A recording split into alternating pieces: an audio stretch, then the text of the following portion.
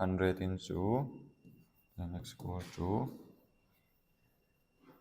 2.4545 chuan in hetah hian 100 into 10 chu 1000 x equal to tah hian 0 pahnih awma point hi tah hian 245.45 and 45 ang kal chho char don ta ni chuanin heta hi 3 a dah taila chuan adot le hemi 3 le 2 hi kan subtract don ta ni chu ti kan ti chuan 1000x equal to 245.45 so ta chuan 2 a khan 10x equal to hei kan nei a 10x equal to 2.4545 angkal so ta ni hei kan subtract don ni kan subtract chuan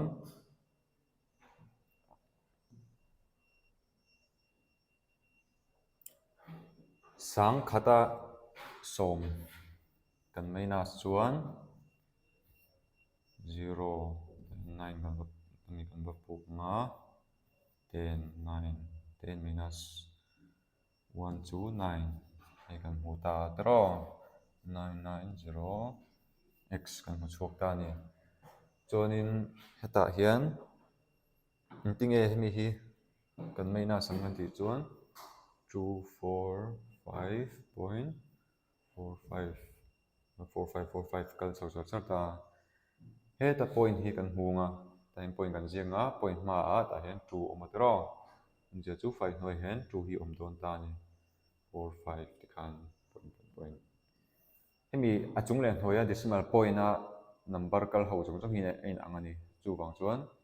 hemi ho zong hi chu ain cancel vek don ta inja chu 245 le 2 che hi kan meina sangai tina ni chuan hei kan meina chuan 243 kan hmu chhuak don ta omjia chu hemi pahnih kan meina sa kan hmu chhu za chu 243 ni ta ni chuanin 990 hi le lama kan son phei chuan 243 by 990 ni ta ni chuan hemi kan chote le zel chuan 27 by 110 hei kan hmu chhuwa chu ni ta omjia chu hetiang ang chi mixed recurring decimal hawang chi kan chaw chhuah p by q form a kan da dan chu hetiang hian a method kan nei chu hetiang hi ni ta ni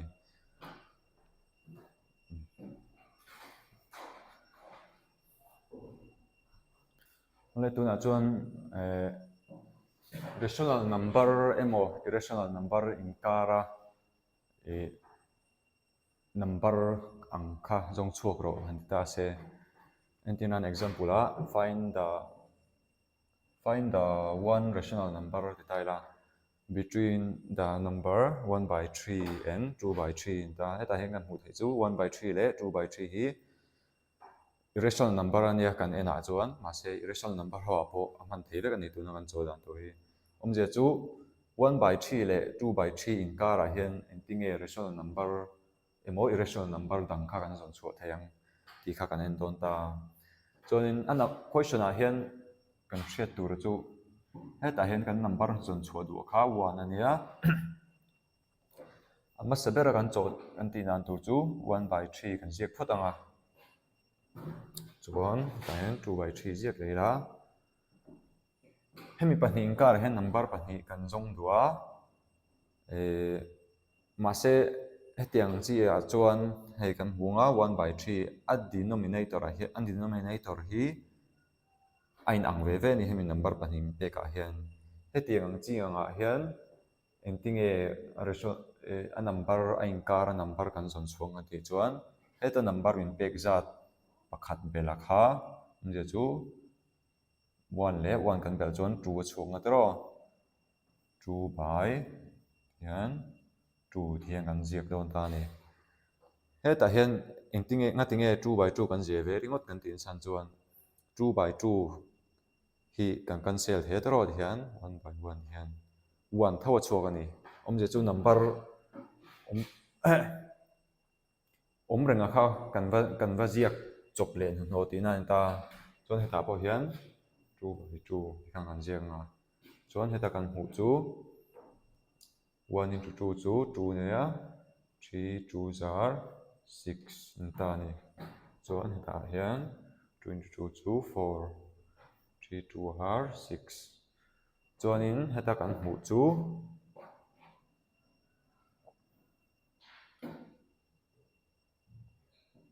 2 by 6 le 4 by 6 kan hmu ta ni 2 le 4 in kar om chu 3 ane tro omje chu 3 by 6 6 in ang ve ve a in kar ane lawa 6 an kan ziak nga hemi kan number hmu chua hi hemi hi 1 by 3 le 2 by 3 in kar number om chu ni ta ni chuan in example dang le two number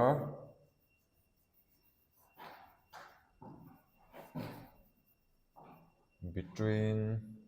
1 by 3 and 1 by 4 telo tai la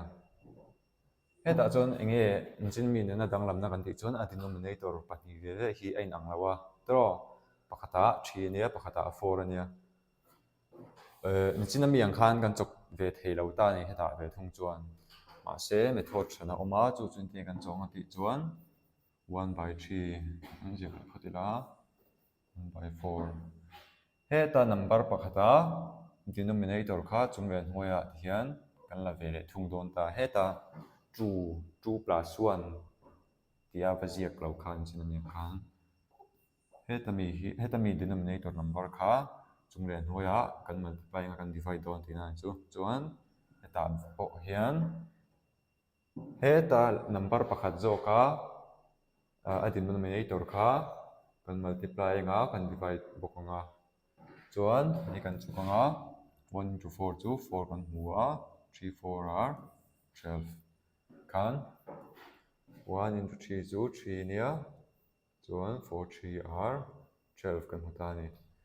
chuan in heta hian hei hian a denominator ve ve khain ang ta ni tro 12 ve ve kan hmu ta 12 le 12 chuan a numerator thung ero chu dang lam ta chuan in question a hemi 1 by 3 le 1 by 4 in kara number kha jong chu ro ti ta chuan in thian a denominator kan tuk tir to a dot le kan ti dan tur chu a masa kan ti ang thau khan 4 by 12 ania tro chuan number pahnih kan zona ngai wangin 2 plus 1 chu 3 ania 3 by 3 hi kan chok lenga chuan heta poian 3 by 12 3 by 3 kan ti le do ni chuan 4 3 are 12 by 12 into 3 chu 36 ania chuan ta hian 9 by 36 in ta ni chuan in omzia chu 12 le achunga 12 le 9 in kara number ho zong kha kan number du chu in ta ni chuan 9 le 12 in kara kan number nei chu 10 ania tro 10 le 11 ta ni chuan chu kan number pahnih du kan ta denominator chu in an awangin 36 khami kha atira question min pek denominator number in ang lawa a in kara number kan zon chodan chu ni ta ni omje chu a denominator a denominator a in tuk theinan a le lampang denominator a number khan kan multiplying kan divide anga chuan a le lam ve le khan kan multiply kan divide le bonga chon khami kan hmu chhuah kha kan hmu chhuah khan a denominator kha a in ang dawn ta ni chuanin chinami next step ang che khan number pahnih a inkara number pahnih kan zawn du wangin